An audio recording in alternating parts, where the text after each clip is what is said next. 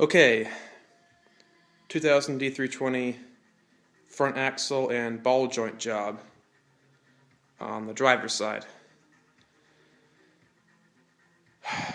The axle, as you can see in the boot, has a pretty good tear in it. So I'm going to be working on getting that guy replaced. First thing I did was loosen up the 5 lug nuts, and I took off the center cap, which is right here with a flathead screwdriver. Just popped it out, and there is a nice big nut right here. You're going to want to loosen up when the tire is still on the ground, so you can, you don't have to worry with that later with the tire spinning on you. And then jack it up, take the lug nuts the rest of the way off. You don't want to take off the center nut yet, but you take the rest of the wheel off, get it jacked up, make sure it's got backup mounts so it doesn't fall and hurt you or something. And here comes the tricky bits. The suspension isn't the most straightforward, so it also being a 4-wheel drive, or all-wheel drive rather, it's kind of complex in some ways. So a couple things you're going to want to do when you do this job. You do not have to take the rotor off, or the calipers, any of that crap. You can just stick to a few things here. First thing you need to undo is the tie rod. Since it's easily accessible, it's best to turn the wheel all the way to the right, or at least most of the way to the right, so you can see it. So get that tie rod off of there, the nut. It's 22 millimeter. Hit it with some breakaway, and you should be good. If need be, you can use a propane torch and just heat the head of the bolt up. Be careful not to hit the rubber boot and melt it with the propane torch or whatever torch you're using. But if you heat the bolt up until it's nice and hot, hit it with some breakaway. It'll cool it down and break the corrosion in there. And I used that on the other side, and that did perfectly. And then there's the ball joint nut, one of them right there, on the control arm. And then there's the bottom ball joint nut, which goes right there. And that's on the steering knuckle, which is the entire thing that turns. And it connects the two. You're eventually going to have to undo both of those, so hit those with some breakaway as well. There's the torsion bar, which is right over here. That connects down there to a bracket. Mine's all corroded out, but whatever. You can undo that later on. But first of all, let's get these nuts off. Okay, so the nut is off.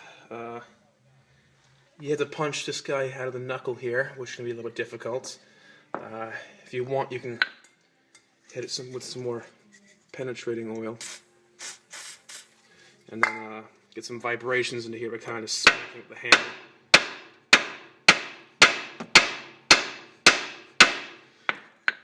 And to avoid damaging the bolt, you can put the nut back on and just thread it on just a little bit.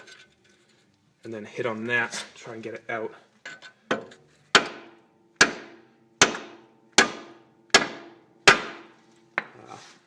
But as I suspected, it's not really doing anything, so gotta take this guy off, and I'm going to go ahead and use my propane torch.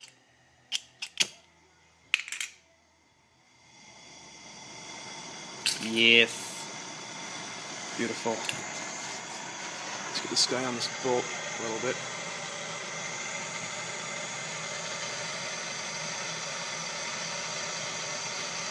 Careful not to melt the rubber thing again.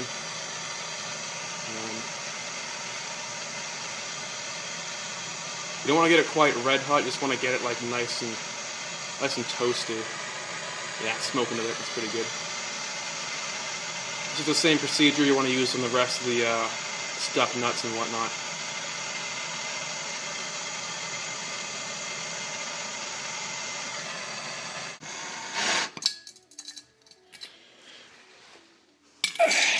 And now,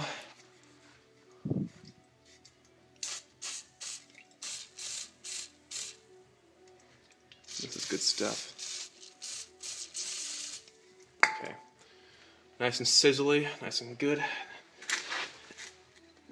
Just give it a few taps. Be careful not to damage the bolt too much, though. But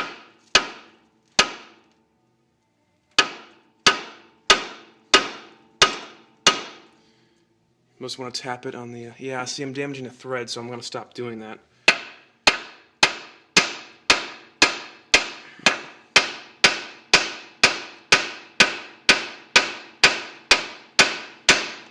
Well, the tie rod is off, so that's pretty cool. I hit it up again, get some nice bangs against the knuckle, and then it popped right out when I hit it from the top. The next thing to do is take, or at least loosen the top nut on the ball joint. Unfortunately, the nut and the bolt it's sitting in are both spinning, so a trick you can do is to jack up the ball joint a little bit to put some pressure on to keep the bolt from spinning inside of it so you can get the nut off, but that's not working for me. The entire thing is just spinning. So I have a little hex bit. I'm going to try and put into the top there to hold the bolt in place while I try and get the nut out, but I'm not really sure how it's going to work. That needs to be done. The nut on the other side needs to be taken off, and then we can have some fun getting the axle out. Okay, great. The nut is loosened up a little bit. I used my vice grip and hex thing combo and put it in the top of the bolt. And I put that little jack right there, I put it under the control arm, or rather the ball joint right there. Put some pressure on it so the bolt wouldn't spin. And grabbed it with my vice grip thing and was able to turn the nut off a little bit. And I saw some guy on YouTube do this. You want to just back off the nut just a little bit, a couple turns or threads, or a few millimeters or whatever. So there's a little bit of a gap there, which there is. You can't really see it though. And then you want to take a hammer and smack the control arm right there, right where I'm pointing. So it should drop down. The ball joint and the nut should drop down, so it's contacting the control arm. I'll show you what it means in just a minute, but I'm gonna go ahead and do that. Okay, great. I think you can kind of see that now. I smacked the control arm right there, and then the nut fell down. So the ball joint is now kind of loosened up in there. It's kind of loose into the control arm. So the next thing to do is going to be to, I'm going to have some light in here later on, but loosen up that nut right there and get that off. Okay, so I got that nut off. I continued turning it with a jack under the ball joint. This one on the other side is off as well. That one was easier since I had already worked with it. If you have that same issue with the entire bolt turning, I'm not really sure what to do there, but I didn't have that issue there, so that's kind of nice. Next thing to do is get the ball joint out. I have the control arm jacked up, as you can see. Just take some tension off of it so I can drop out the steering knuckle. Alright, so I should just hit it, and now this guy is nice and loose now. It's not connected to the bottom control arm anymore, and that's great. What you gotta do now is jack it up a little bit more so you can push it down out of the bottom control arm a bit more. This guy has to come out too. I'm redoing the ball joint, so I don't really care if I mess these up at all. There we go. It's nice and loosened up. The ball joint is loose on both sides now. I just need to continue jacking this up and going between, pushing down and turning and everything. This is the exciting part where stuff starts working. There we go.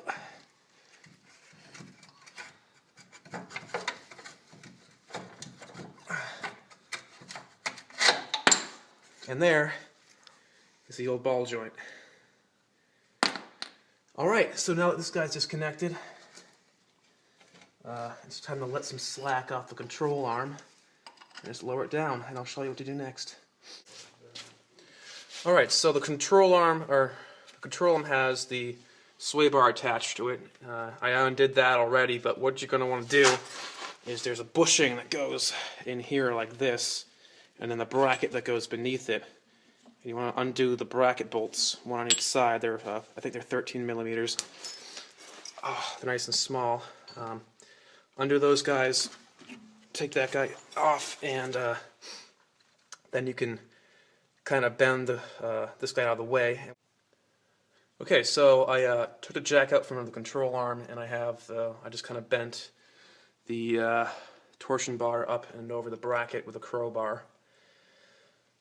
Next up is to undo that bolt right there. It goes through the control arm and holds a shock tower open there, rather, so I can get the axle out.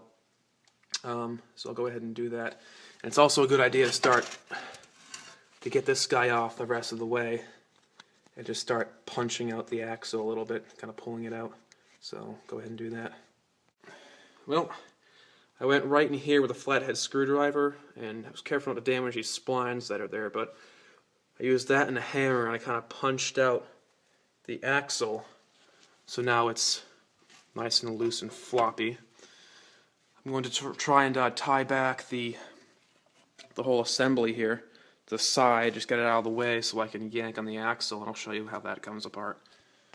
Okay, so the next step is this bolt that connects the control arm to the shock tower.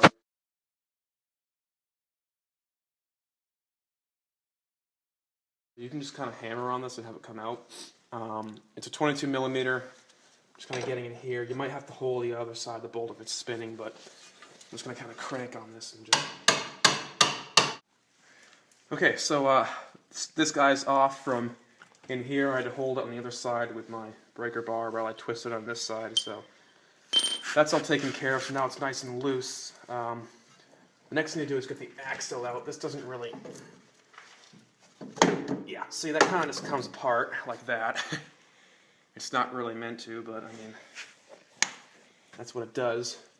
Now, the fun part, which is probably the most pain in the ass thing of this entire project, is getting that housing out from inside there. If you can see that, it requires a lot of prying. This is the driver's side. The passenger side is a bit more difficult because you don't really have any surface to pry on, but back there, if you can get a screwdriver in there and just pry against it. You have to get it equally on both sides because there is a clip back there inside the transmission transfer case that needs to be centered when you pop it out. So I'm going to go ahead and have lots of fun with this. Well, I got it out. It's, you know, a little bit easier said than done, but what I did was I went under there and got behind the bottom part. Well, my friend Davis over here took a screwdriver and pried from the top to get it evenly from both sides, and then it's kind of whacked it with a hammer, and it's popped right out. So now we're just going to get the new one in, I guess. Okay, well, I've got the axle kind of in place where it needs to be, the new one. It's a big pain in the ass to get it where it needs to be. I have this entire assembly off to the side on top of this axle stand, and what I did is I pushed down on the control arm, and that brought this gap right here a little bit wider, and then you can kind of twist the shock tower over and get this to kind of go in that groove, so it kind of sits there and makes this gap a bit wider. And then I fed the axle up the farther end first, and through way back here, and then got this shaft in and up right through this gap, and was able to just get it mounted just so. So the splines aren't too dirty. This needs to be lined up with all the way back here. And what you need to do is hold it straight and then hit it with a hammer like this so it'll pop in. You want to be careful not to yank out on this though, because the same thing with this will happen as happened with the old axle, because this will just split right apart like you saw when I took it out. So don't pull back at it. You just want to get it centered and then just kind of smash it with a hammer.